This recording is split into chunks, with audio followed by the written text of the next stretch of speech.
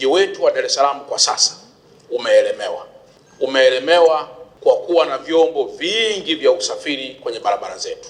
Kwa nini vyombo hivi vimekuwa vingi sana?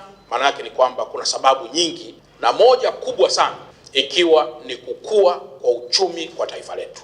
Huu mzigo tunaoona leo huu na haya magari ambayo tunayoona leo ndio ilikuwa expected kwamba ifikapo mwaka 2030 tutakiona hiki tunachokiona leo. Kwa hiyo maana yake ni kwamba ni ufanisi mzuri wa wizara kwa ujumla, ni ufanisi mzuri wa bandari kwa ujumla, ni ufanisi mzuri wa wawekezaji kwa maana ya DP World, wenzetu wa Adani Group na watu wengineo ambao tunafanya kazi katika huo mnyororo kwa pamoja.